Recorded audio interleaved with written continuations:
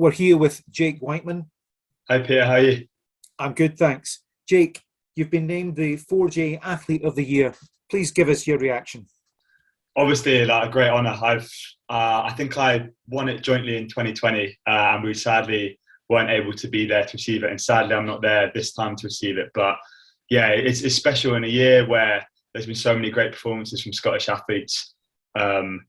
It's a real honour, and I feel like this could have gone to like any one of the three of us because we've all had a season that's probably the best one of our lives. So I'm just happy that like not only my performance but also the Ailish and Laura's performances have been recognised because they're really, really world class.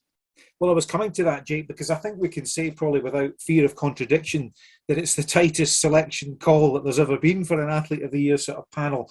There was a bit of a groundswell, in fact, on our social media channel for a three-way tie. Yeah.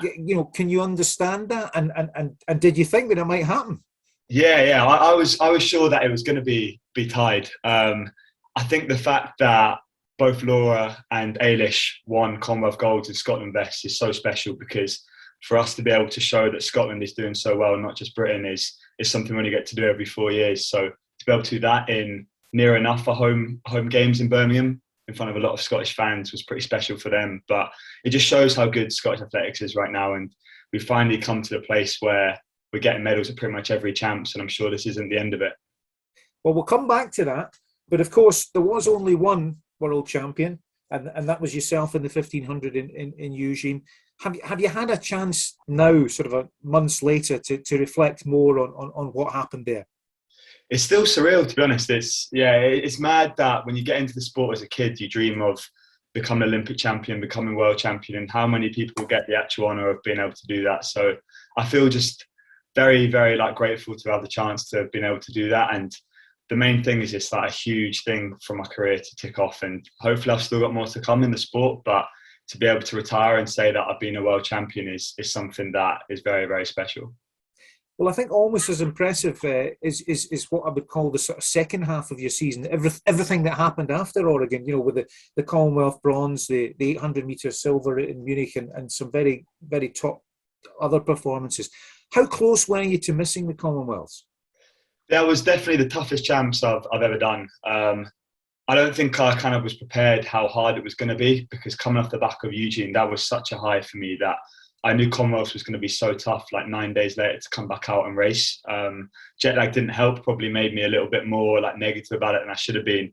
But as soon as I stepped out on the track and I was announced as a world champ, that was a real, real nice moment, which I'll always remember. And I think we were the day after Ailish's win, which hearing Flower Scotland playing, I was like, oh, I'd love to be able to go out and do that. And the main reason to come out and do Commonwealths, and especially do the 15, was I felt that was my best chance of trying to win a gold for Scotland, which I gave a good go, but just mentally and physically, that was the hardest race I've done probably ever. And I'm just proud that I could get something still for Scotland during the Commonwealth Games.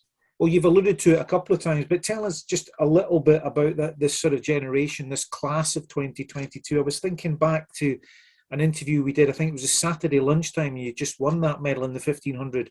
And you said, this could be quite a special weekend when you looked around the village, and you were right. Yeah. It's finally the point where all the potential is kind of living to how it should be now. Everyone is getting medals where they fully deserve it. I think it goes back years now, and now we're getting to the point where we're getting 4 or 5 athletes at champs getting medals, which is great. And I hope that that's enough to inspire another generation to do even better than we're doing. I've been inspired by the athletes like Lindsay and Chris who are getting medals before I was. Hopefully we're doing that to inspire many others to be able to carry this momentum on, because for a country so much smaller than a lot of the bigger nations we compete against at Commonwealths, and even the population of Scotland within globally, it's amazing how well we actually punch above our weight with it. Well, finally then, the awards are about more than just Athlete of the Year, and even through all the age groups. Your dad and Catherine Mary stressed, at the dinner about the importance of recognising volunteers, clubs, coaches and officials. With your background in the sport, your dad was chief executive at Scottish Athletics. You maybe appreciate that more than other elite athletes, do you think? I mean, I think I've heard stories about you putting numbers, cross-country numbers into envelopes in the office when you were a kid. Yeah, I think it was a take your kids to work day or something like that, and we were like, I think we were literally putting stamps on envelopes to send out. But we've known many of the like volunteers and officials our whole lives, so I think every athlete that's come through the Scottish system, like myself, knows how much time and effort the volunteers at the club put in, not only to coach but also to just organise you getting down to fixtures in England for junior league stuff that you know that you wouldn't be able to progress without. And there's so many more people than us that make us like as good as we are currently. It's definitely an accumulation of years and years, and there's a lot of people that sadly won't get the kind of congratulations that they deserve, but hopefully they can share a little piece of the joy and celebration that we get from winning these sorts of medals.